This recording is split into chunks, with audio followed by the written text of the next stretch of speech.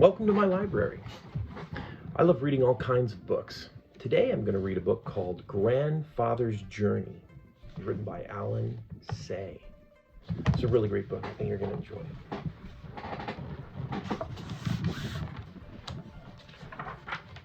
Grandfather's Journey, written and illustrated by Alan Say. To Richard, Francine, and Davis.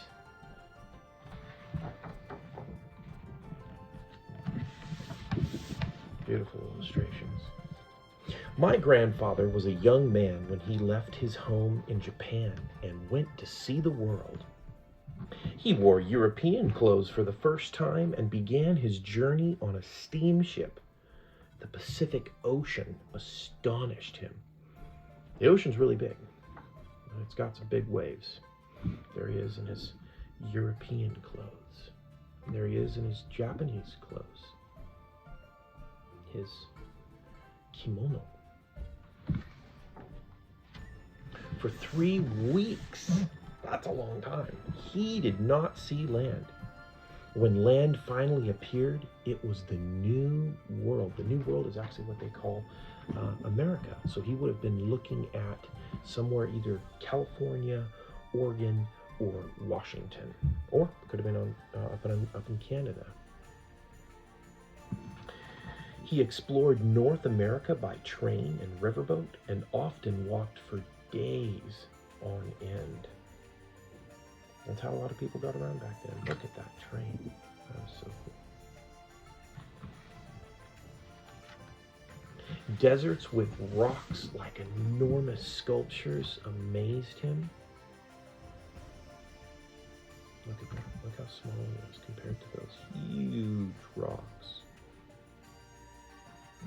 The endless farm fields reminded him of the ocean he had crossed.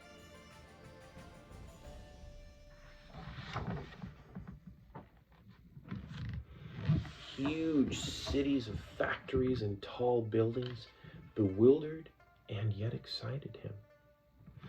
Look at all those smokestacks from coal and oil.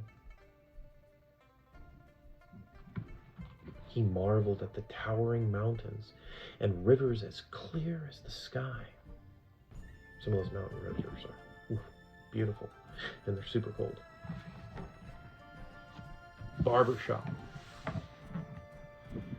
He met many people along the way. He shook hands with black men and white men, with yellow men and with red men.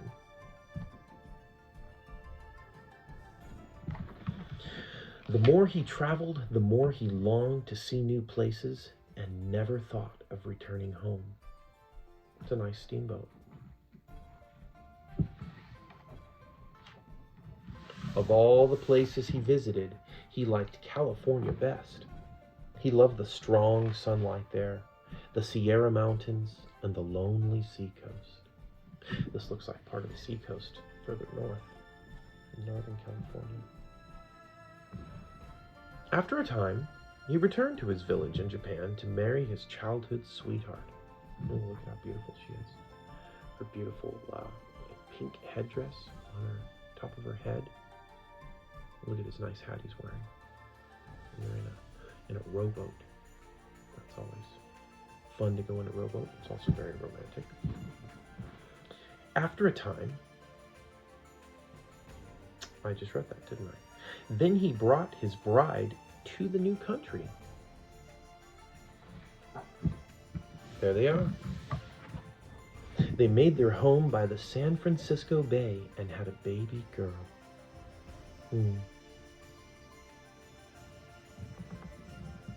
As his daughter grew, my grandfather began to think about his own childhood.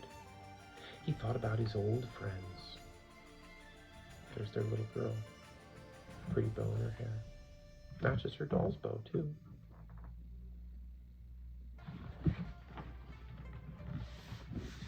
He remembered the mountains and rivers of his home.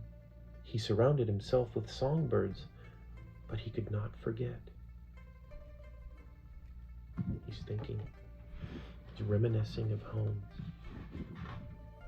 Finally, when his daughter was nearly grown, he could wait no more. He took his family and returned to his homeland.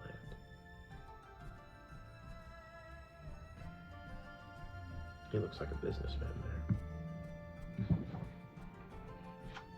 Wow, look how beautiful those farm fields are. Once again, he saw the mountains and rivers of his childhood. They were just as he had remembered them. Once again, he exchanged stories and laughed with his old friends. There they are up on a hill, talking and looking out at the scenery. But the village was not a place for a daughter from San Francisco. So my grandfather bought a house in a large city nearby. She was used to the city. She didn't know what it was like to live in the country. There's the grandma. Or that's her mom, I think. There the young woman fell in love, married, and sometime later, I was born. Not me, the person writing the book. Beautiful kimono she's wearing. And there's the grandpa. When I was a small boy, my favorite weekend was a visit to my grandfather's house. He told me many stories about California. He raised warblers and silver eyes, but he could not forget the mountains and rivers of California. So he planned a trip. But a war began, and bombs fell from the sky and scattered our lives like leaves in a storm. When the war ended, there was nothing left of the city and of the house where my grandparents had lived. How sad.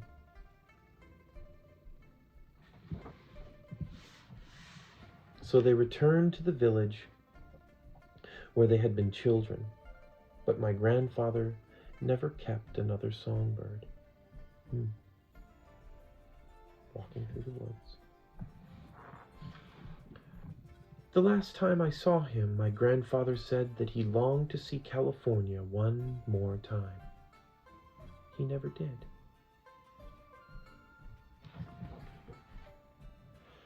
And when I was nearly grown, I left home and went to see California for myself. After a time, I came home. I came to love the land my grandfather had loved, and I stayed on until I had a daughter of my own. But I also miss the mountains and rivers of my childhood. I miss my old friends. So I return now and then when I cannot still the longing in my heart. The funny thing is, the moment I am in one country, I am homesick for the other. I think I know my grandfather now. I miss him very much.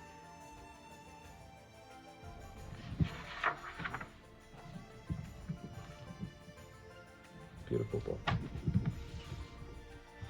Little paper boat he made. Well, I hope you enjoyed this book and that you come back to my library again so we can read together. Please ask your parents or an adult to like this video, subscribe to this channel, and let me know in the comments what your favorite book is so I can read it too. I'll see you next time.